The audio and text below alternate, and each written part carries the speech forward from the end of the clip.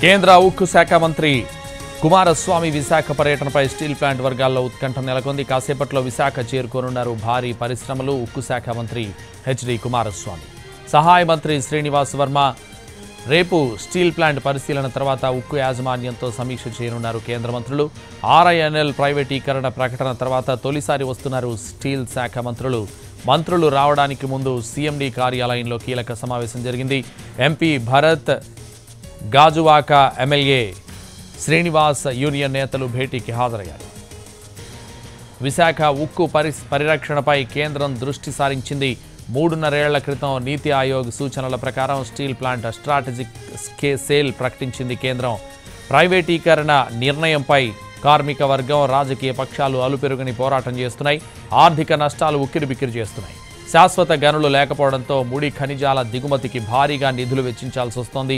ఫలితంగా ఆ ప్రభావం ఉత్పత్తి మీద కూడా పడింది.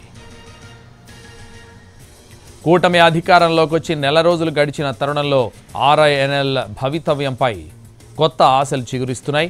ఇప్పటివరకు నిర్ణయాలన్నీ ఢిల్లీ స్థాయిలో తీసుకున్న ఎన్డీఏ సర్కార్ తొలిసారి క్షేత్రస్థాయి పరిస్థితుల అధ్యయనంపై ఫోకస్ పెట్టింది. పెట్టుబడుల ఉపసంహరణ ప్రకటన తర్వాత వాస్తవ స్థితిని పరిశీలించేందుకు కేంద్ర మంత్రి రావడం ఇదే తొలిసారి. 2 రోజుల సమీక్షల్లో భాగంగా హెచ్డి కుమారస్వామి విశాఖ, హైదరాబాద్లలో పర్యటిస్తారు. ఆర్ఐఎన్ఎల్, ఎన్ఎండీసీ ఉన్నతాధికారులతో విస్తృతమైన సమీక్షలు చేయనున్నారు కేంద్ర మంత్రి.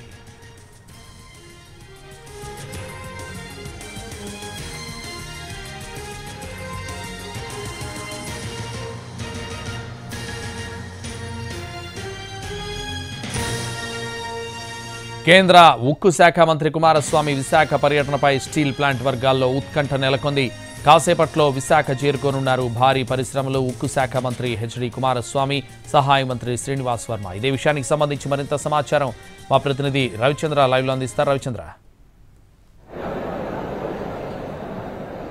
సంతోష్, తెలుగు ప్రజల సెంటిమెంటు వేలాది మంది కార్మికుల జీవన భృతికి సంబంధించిన అంశంగా ముడిపడి ఉన్న విశాఖపట్నం స్టీల్ ప్లాంట్పై ఇప్పటి వరకు తీసుకున్న నిర్ణయాలన్నీ ఢిల్లీ ప్రభుత్వం ఢిల్లీ స్థాయిలో తీసుకుంది. కానీ మొదటిసారి 3.5 ఏళ్ల పోరాటం జరుగుతున్న తరుణంలో హెచ్డి కుమారస్వామి అలాగే సహాయ మంత్రి శ్రీనివాస్ వర్మ మరికొద్దిసేపట్లో విశాఖపట్నానికి రాబోతున్నారు. ఆయన ఇక్కడి నుంచి నేరుగా స్టీల్ ప్లాంట్ గెస్ట్ హౌస్కి వెళ్తారు. రాత్రంతా కూడా స్టీల్ ప్లాంట్కి సంబంధించిన అంశాలన్నింటి మీద కూడా అంతర్గత చర్చలు ఉంటాయి. రేపు ఉదయం స్టీల్ ప్లాంట్ విజిట్ ఉండబోతోంది.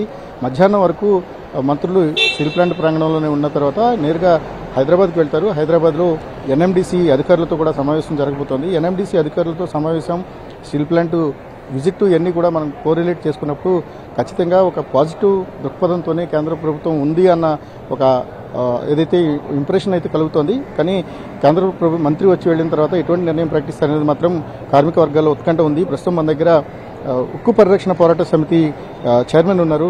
సార్, కేంద్ర మంత్రికి మీరు ఏం రిప్రజెంట్ చేయబోతున్నారు, ఏం డిమాండ్ చేయబోతున్నారు?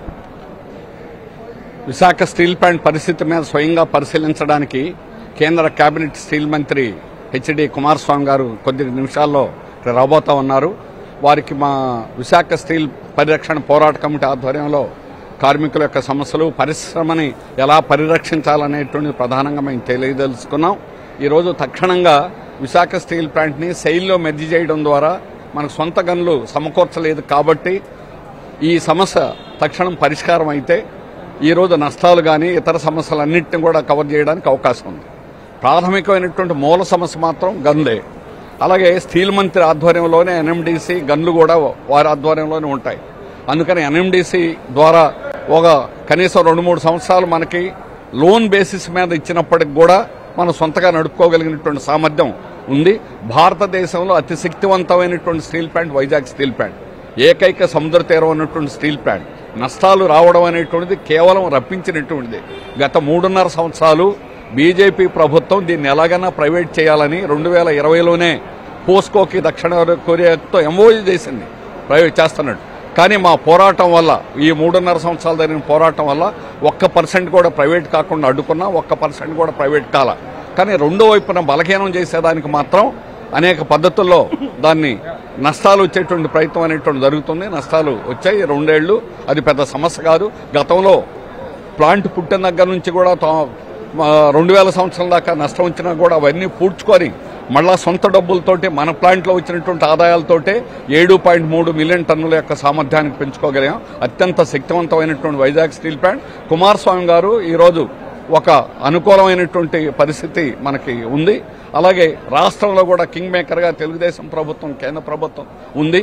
కాబట్టి వీరిద్దరూ కూడా కలిసి విశాఖ స్టీల్ ప్లాంట్ రక్షించడానికి అన్ని రకాలైనటువంటి చర్యలు తీసుకోవాలని, ఏమేమి చేయాలనేటువంటి మేము స్పష్టంగా ప్లాంట్ ఉత్పత్తిని పెంచాలి. ఈరోజు ఎందుకు తగ్గించారు? దేశంలో అన్ని ప్లాంట్లలో లాభాలు రావడానికి ఉత్పత్తి చేయడమే. ఉత్పత్తి మన వైజాగ్ స్టీల్ ప్లాంట్ 110%, 100%కి 110% చేసే సామర్థ్యం ఉంది. చేయగలం కూడా, చేసి చూపిస్తాం. కానీ చేయకుండా ఈరోజు ప్రభుత్వం అడ్డుకొని దాన్ని 60% పడిగొట్టేటట్టు చేసి అందుకనే నష్టాలు వచ్చాయి. అందుకని నష్టాలు రాకుండా బయటపడేదానికి ఏ రకమైనటువంటి చర్యలు తీసుకోవాలో ప్రధానంగా ఇక్కడ ఉన్నటువంటి సీఎండీని నియమించినటువంటిది కూడా శాబిటైజ్ చేయడానికి నియమించారు. అలాగే ఎంప్లాయీస్ యొక్క హక్కులన్నీ కూడా తీసేసి వాళ్ళకి మోరల్గా వాళ్ళని డిమోరలైజ్ చేయడానికి ఈరోజు సీఎండీ తీవ్రంగా ప్రయత్నం చేస్తున్నాడు. అందువల్ల ఈ వాతావరణాన్ని పూర్తిగా మార్చేదానికి కేంద్ర మంత్రి సరైనటువంటి చర్యలు తీసుకోవాలని, సీఎండీని ఇక్కడ నుంచి టెర్మినేట్ చేయాలా. అతను కరప్షన్ అనేటువంటిది కూడా చాలా తీవ్ర స్థాయిలో జరిగింది. ముడి సరుకు కొనడంలో కానీ, అలాగే ఉత్పత్తి చేయడంలో కానీ అన్నింటిలో కూడా డైరెక్టర్ ఆపరేషన్ లేకుండా చేసి, తనకే ఆపరేషన్ తెలియదు. ఇతను స్టీల్ నుంచే వచ్చిన వాడు కాదు, స్టీల్ ఉత్పత్తి చేసిన అనుభవం లేదు. కానీ అయినా డైరెక్టర్ ఆఫ్ ఆపరేషన్ లేకుండా సంవత్సరాల నుంచి ఇతనే అన్నిటిగా చేస్తున్నాడు. కావాలని ఉత్పత్తిని దెబ్బతీశాడు, కావాలని నష్టాలు తెప్పిస్తున్నారు. ముందు దీన్ని అరికట్టాలి. ఉత్పత్తి సామర్థ్యానికి తగినట్టుగా ప్లాంట్ నడపాలి. ఖచ్చితంగా బ్రహ్మాండంగా విశాఖ స్టీల్ ప్లాంట్ ముందుకెళ్తుంది. లాభాలు అనేటువంటిది తీసుకురాగలం. అత్యంత సామర్థ్యం కలిగినటువంటి దేశంలోనే అత్యంత నాణ్యత కలిగినటువంటి స్టీల్ని కూడా ఉత్పత్తి చేస్తున్నాం.